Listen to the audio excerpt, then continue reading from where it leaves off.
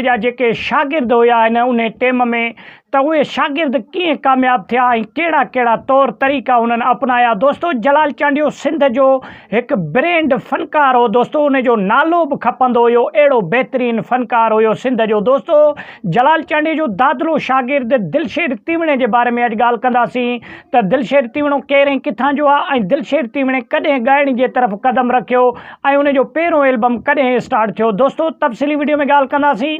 Video किथां सुठो लॻे लाइक ऐं शेयर कयो, चैनल खे सब्सक्राइब कयो ऐं सुठो कमेंट ॾेई पंहिंजी राय जो इज़हार लाज़मी ॾींदा। दोस्तो दिलशेर तीवड़ो नंढे हूंदे ई गाइपेक जो शौक़ु हूंदो हुयो ऐं उन खां अलावा मां तव्हांखे हिकिड़ी ॻाल्हि ॿुधाईंदो हलां, जॾहिं 1965 थियो, 67 थियो, 68 थियो त जलाल चांडे जो उरूज हुयो दोस्तो। 95 ताईं बि उरूज हुयो जलाल चांडे जो। त पोइ खोड़ सारा नौजवान जलाल चांडे खे ॾिसी फ़नकार थियण जो शौक़ु उन्हनि खे जाॻण लॻो ऐं फ़नकार थियण जी ख़्वाहिश रखणु लॻा। त दोस्तो अहिड़े तरीक़े सां दिलशेर तीवड़ो जलाल चांडे खे ॾिसी करे ऐं महफ़िलनि में ॻाइण जे लाइ जेको आहे सो घिटिन में ऐं हेॾे होॾे ऐं उन खां अलावा दिलशेर तीवड़ो हिकु बहितरीनु सिंध जो फ़नकार थी ॾसियो। दिलशेर तीवड़ो जलाल चांडे सां मुहबत कंदो हुयो ऐं जलाल चांडे जो हिकु भलो शागिर्द हुयो ऐं दिलशेर तीवड़े खे खोड़ सारनि एल्बम जेको आहे सो महफ़िलनि में जलाल चांडे पाण सां गॾु वञी प्रोग्राम अटेंड कया। पोइ जलाल चांडे सां गॾु दिलशेर तीवड़े वरी जलाल चांडे जी कापी करणु स्टार्ट कई। ईअं ई गलो खुलियल ऐं टोपी निराड़ ते जेको आहे सो छंपर वॾा।